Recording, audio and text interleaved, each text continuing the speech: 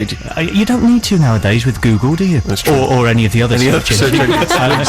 But you don't need to know anything, really. You just give basic information, go out and find it. Let people figure it all out. Yeah. For those of you listening who are missing the well-spoken tones of Rufus, super posh Rufus, then he's a wham. Hopefully he'll be back next week or the week after, I'm not sure entirely. He's a busy man doing super posh stuff. But Sammy, you rather made an outrageous claim earlier off air, and obviously we all know you as common as muck, but you're claiming to have had some posh experiences of your own. I wouldn't say it was posh per se, but it was definitely a story that would more suit Rufus, because he ends up doing some very exciting things that, you know, only Rufus could ever do, being at parties with Prince Andrew and he was touching farming alpacas. Alpacas, that's right. Yeah, he was touching alpacas. Not backpackers. And so what have you been up to? Well, my dad's been tinkering recently, and he made a caravan that's very tiny.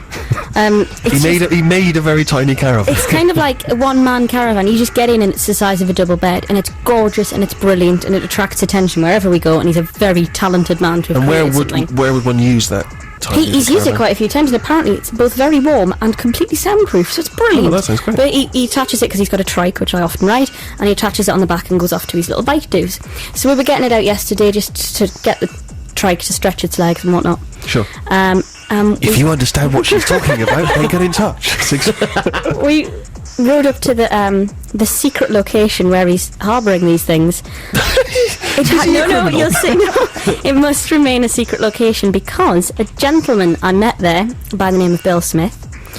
Clearly a made-up name. Yeah. Go on. No, that's actually his name. We were chatting away, and I said, "Well, what are you doing here on a Saturday?" It's a very odd thing to do.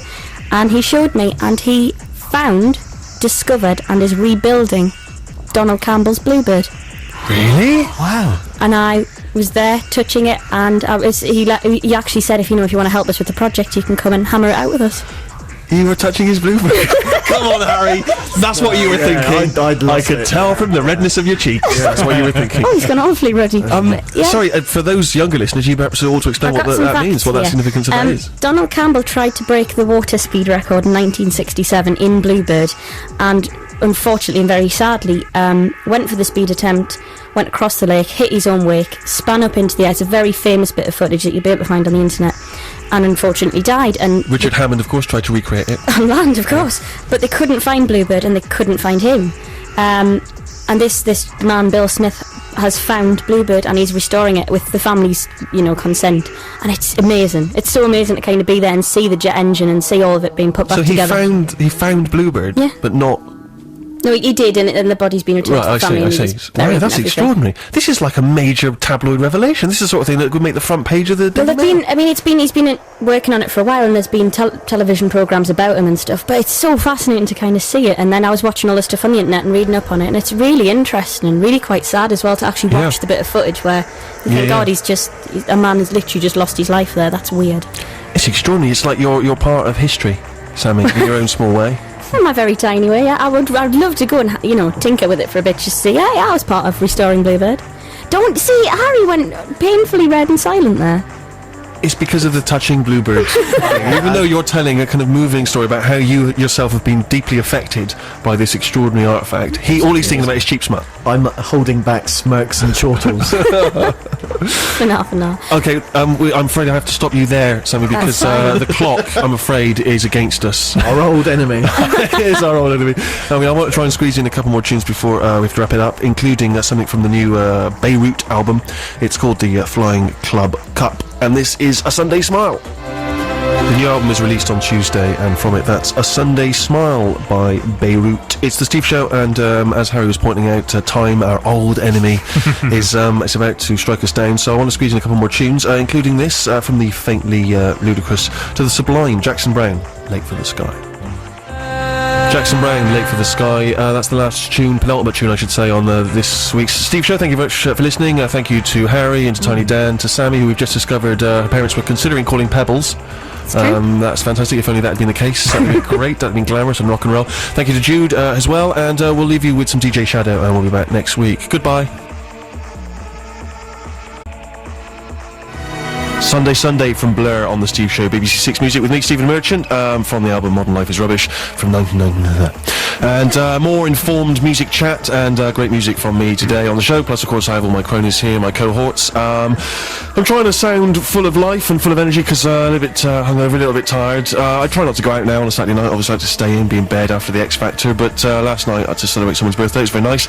I was in a club in Fulham, having watched the rugby. I should be asking you guys later about rugby because I bloody love rugby. No, it's an amazing game. Obviously, it's great that we're in the final, in some kind of cup. But much as I love rugby, don't know the rules, don't fully understand what's going on. It's quite complicated, it seems to me. Lots of stopping and starting. Obviously, never took to rugby as a player. I think I've mentioned in the past because as I was leaving for the first day ever of rugby lessons at my school, as I was leaving, walking out with my boots, my mother said, "Be careful." I knew a kid at my school who broke his back playing rugby, which is never something that it's going to make you thrust yourself into the game, throw yourself into it wholeheartedly. So I've got a couple of questions which I'll be asking these guys later, including of course super posh Rufus, who I imagine not only dreams of rugby, knows every inside and out, probably has played it many times. I've got a distant chance that I actually was involved in the invention of it as well. Okay, good. Almost certainly a relative has been involved with it. I'll tell you, we'll play another tune and then we'll find out what's going on inside a scrum. The track is called A Bigger Splash, and it's from a new album called As Found, from French pop rockers Fugu. I play that for all the mournful Frenchies listening who were whipped in the rugbication game that was played last night. And yeah, I mean, much as I am a very patriotic man, as you know, nationalistic fervour swept the nation as we whipped the old enemy last night. Or was that the Germans? I can never forget. Who do we hate more? I can't remember. But yes, it's all very exciting. Everything obviously is good, and balls getting kicked by Johnny. What's his name? And that's all excellent. No, it's great. I love it. John English. I love rugby. But yeah, some of it obviously I know what's going on. You know, when you run with the ball and everything. Ball funny shape. It's funny shaping it. The ball. Have you noticed that, Sammy? Funny shaped ball, not like a regular ball. But what is going on inside the scrum? I don't understand. I can't figure. I remember playing rugby, but I can't remember what was going on inside it. But no one knows. No one knows. Little tiny Dan here. Yeah. Obviously, when I played rugby at school, I wasn't even allowed in a scrum because it was obvious I'd be You were killed. allowed to play rugby? No, I wasn't. Were you the mascot? Far too small. Yeah, I could be a mascot. Yeah, absolutely. I could lead them out alongside the cockerel. Exactly, yeah. Although it would peck me because it was much larger. Yeah. But yeah, no one goes. It's one of the great mysteries of sport. The middle of the scrum, and the people who are involved never speak about it. Right, now I should just introduce my little mob here in case you're a newcomer to the show. The far corner there. Now we discover we're panning this, right? So out of what speaker could you hear Harry now? Left. Out of the left. Out of the left bit. What do you mean left and a bit of the right? Can we just have him all left? All left, fully left. Oh no. Right, so if you're listening in super stereo, then you've got Harry there in the far left. Hello. And then is that? No, I'm not listening on That's the. proper weird. That's really good. And so where's Tiny Dan? Dan's a bit further to the middle from there. Yeah, I'm mostly left a little bit right. Can you make him really low on the left? So it's as though he's barely listening, he's barely talking into the speaker. Hello. Yeah. Can you hear me now? And then where's Super Posh Rufus? Is he right in the middle? No, you're right in the middle. I'm right in the middle, am I? He's a little bit to the right. So if I talk now, then here I am. I'm on your right hand side. Listen. Wow, this is extraordinary. This is amazing. It's like tomorrow's play. It is. I'm so pleased that in 2007 we're just discovering the joys of stereo. And then where's Sammy? Where am I? Oh, right over there. Wow, this is brilliant. We're so excited about this, and anyone listening on a little mono thing has got no excitement. No idea. How the thing thrills is, are. It doesn't make sense because I'm hearing people now, but they're not where I'm hearing them. No. I'm looking at Sammy and she's not where I'm hearing her. Calm down, mate. Don't ruin the majesty. This is brilliant. This is like a Pink Floyd album come to life. And so anyway, we're talking about the scrum. So why did we go into the scrum?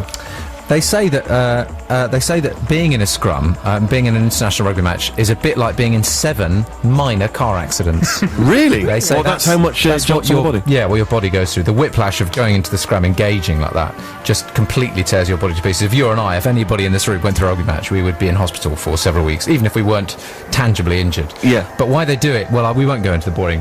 No, but what's going on inside? Well, Steve, when I was Are they chatting? When I was in school, I was in the front row of the scrum. Were you? Quite a sizable fellow then, and maybe even now. I used to get involved in the scrum, and it's essentially a lot of grabbing, rubbing, sweating, and biting and shouting. But what's happening with the ball? Are you just trying to grab it from each other? Is it Well, that no, the basic? ball I is think you've rolled missed an in. important point here, Harry. That sounds literally like one of my friend's favourite porn films. That's horrendous. That's not sport. That's an excuse. And much like that film, you need a good bath afterwards to sort yourself out.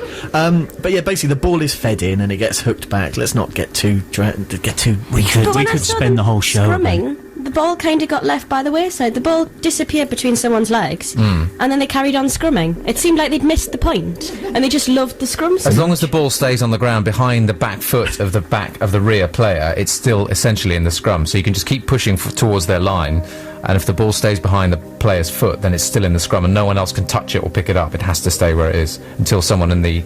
But sometimes they just go into a scrum. They don't sit there and carefully formalise it. They just go into it at some point. Then what's going on? That's called a maul. That's a maul. That's not even a scrum. Okay. And when the ball then drops, if the ball is then usually forced to the ground, and then it's a ruck. Right, and so what's going on then? Are they all just trying to grab it? They're trying to tug it. It's like pass the you parcel, can't like a grab vicious it. pass the parcel. When you're in a maul, you can grab it off the opposition player, but once it touches the ground, no hands are allowed near the ground, and that's a lot of penalties are given away because someone tries to pick it up when it's on the ground, and that's a penalty. Hey, are you a lady? Do you not understand rugby? 64046 if you've got questions. Stephen.6music@bbc.co.uk. It's public service broadcasting at its very, very best. Before he died, Johnny Cash compiled a selection of his own songs under various headings: God, Murder, Love, and Life, and they've just been put together in a 4 CD box set. And from that, from the Love compilation, that's a track called Flesh and Blood. So we're talking briefly about rugby. With the bit where the ball's gone over one of the lines at one of the ends, right? And then the ball, and a fella picks it up, and he always touches it on the floor before he runs off again. What's going on there? That's right. Harry, do you want to take that one? Well, yeah, if the opposition have kicked it over your try line and it's not gone Now a out the- kick. What? Yeah. That's when the foot touches the ball. Foot touches it the flows ball, to the yeah. air. And if Flows it's to the not gone out the back, the defending team can get the ball, touch it down behind their try line, and then it's a 22 drop out. But why? So they restart. But why touch it? It deadens the ball. can It you makes the check- ball is not in play anymore. Otherwise, it's Right. still alive, and you can do something to Okay. it. You should have learnt all of this before the tournament started. You'd have enjoyed it so much more. No, because I'm there. No, I'll tell you what I'm there. I'm there for the atmosphere. I'm there because we're bashing the French. Well, and you don't need any to know. other You country. don't need to know the technicalities. Then all you need. Well, to I know, but I just thought, I'm probably not going to be able to watch the game next week. So it's nice to get the information in. Yeah, get it, so I can, retrospectively enjoy it thoroughly. All right, sorry, blimey, I'm trying to ask questions here, and I mean, I hope you guys never have children. A young child, they're asking a question. No, young Johnny, smack. Before we get onto your choice of tune, Rufus, which you're first up this week, you're texting. Yeah, I texted Harry before the game. He texted me some fairly fruity texts when I was at home with my really? parents in Fockingham. Yeah, a couple of weeks ago. What, sort of flirty? Well, a little bit. Okay. Yeah. No, they're very sweet. I hadn't seen him for ages. A little bit drunken. And then I knew Harry was getting quite excited about the game, as was I, England-France yesterday, Rugby World Cup semi-final. So about an hour before the game, you've got it here. Yeah. I decided to text him, "There is none of you so mean and base that hath not noble lustre in your eyes. I see you stand like greyhounds in the slips, straining upon the start. The game's afoot, follow your spirit, and upon this charge cry God for Harry, England, and St. George." Now, I should point out at this time, I was quite nervous before the game, and I'd managed to calm down. I got that text from Ruth, and I was like, come on! Did you just know that off the top of your brain? No, I didn't, unfortunately. I had to, Harry gave me that. I wish but the game's afoot. No, but I Follow mean, your when you spirit. sent it to him, you knew all that. No, I didn't. I had to look it up. I know some of it, but no. Shame. But people say texting is, killing the youth today. Look at the punctuation in here. It's just phenomenal. I even had the oblique strokes for the ends of the lines of the blank verse. Oh, that's very nice. That's what we need in texting, raising the standards. Yes, bringing back the oblique stroke. Yeah. I noticed that they started the broadcast, didn't they, with some Henry V, Yeah. rallying Henry V. Yeah. It was, but done in a slightly sort of drony monotone. It didn't quite have the passion and fervour I was hoping. Just probably some oik back room at ITV. Yeah, It drafted him in quickly to give that powerful speech. I'd like to have seen you do that. That'd be amazing. Yeah, my friend Elliot's